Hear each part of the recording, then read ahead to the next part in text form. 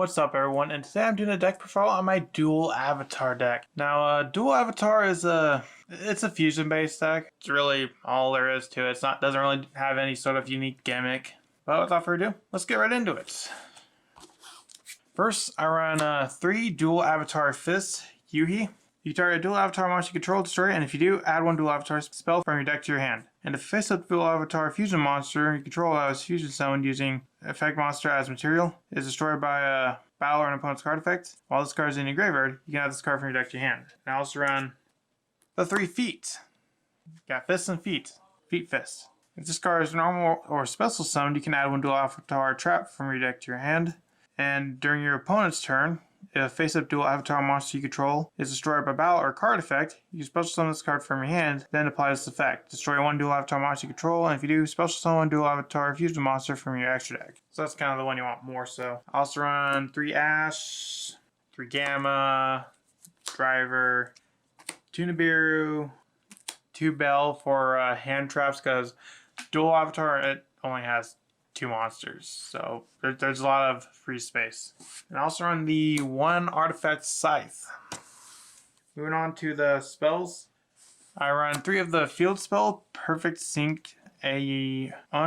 When this card is activated, you can add a dual avatar monster from your deck to your hand, and if you control a dual avatar effect monster, you can special summon a dual avatar spirit token, and also you can also special summon monsters from the extra deck for the rest of the turn except fusion monsters, which is kind of disappointing. I really wish it didn't have that effect to lock us into fusions, otherwise you might be able to do something with this deck, but sadly you can't, because you can't even use links. It strictly locks you into fusion. I also run the 3 fusion recycling plant.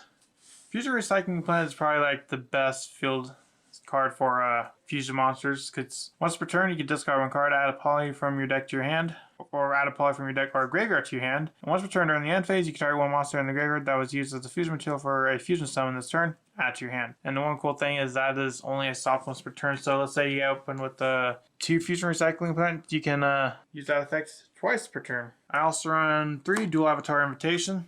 Dual avatar invitation, you can discard 1 card, and if you do, special summon as many dual avatar spirit tokens as possible, although they are destroyed during the end phase. And also that's an additional effect. Fusion summon 1 dual avatar fusion monster from your extra deck using monsters from your hand or field as fusion material. So you definitely want to get into this one, because this one can kind of help you. So like, let's say you open with the dual avatar invitation, then you can actually do something with it. I also run 3 polymerization.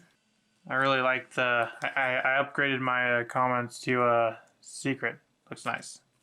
I also run the 1 Rhoda, because they are warriors. The 1 Foolish Burial, 1 Monster Reborn, and an Instant Fusion to round out the spells. Moving on to the traps, I run 2 Artifact Sanctum. Artifact Sanctum, you can essentially special summon an artifact monster during your opponent's turn. So by summoning the scythe, you can lock your opponent out of the extra deck. I also run the 2 dual avatar return. Returning you can target a dual avatar monster to your graveyard, special summon it, then if its original level is 4 or lower, you can special summon 1 dual avatar spirit token. So you can essentially get like 2 monsters essentially. And also run the 1 dual avatar ascendance. Ascendance, essentially you can special summon 1 monster from your extra deck that is 1 level higher or lower than what you're attributing. So like, let's say we have the Armored Angel, we can use it to go into Armored Agel. Moving on to the extra deck, I run the 1 dual avatar empowered Con-Gil. This one's not really too powerful of a card. This has an effect when your opponent activates a spell, trap, card, or effect is activated that targets this card on the field. While you control 2 or more fusion monsters, quick effect can get the activation. I also run 2 dual avatar empowered Mitsu Jo. Now this one's a little bit better. When a monster effect is activated on your opponent's field while you control 2 or more monsters, quick effect, you can destroy that monster. So I'd rather go into this one over the other one. I also run 2 Agil.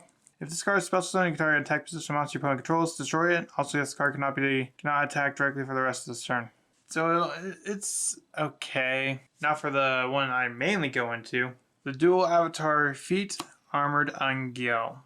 I'd definitely say this is the best fusion monster out of all what's here. If a dual avatar fusion monster you control be destroyed by a battle or card effect, you can destroy one dual avatar monster you control instead. And during the main phase, if you control a dual avatar fusion monster that is fusion zone from the using the effect monster as the material. Quick effect, you can target one face to a monster special zone from the extra deck, negates the effect until the end of the turn. So it's if you don't have the land set, you can use it to negate, like let's say you're going against Dragon Link and they activate LP, you can use it against LP, just negate LP's effects. The rest is kind of like just some generic stuff like IP, Phoenix, and Unicorn for a IP package, as well as an access code and Opelousas to round up the links, and also run an Abyss Dweller and a Jagaris the Timeless.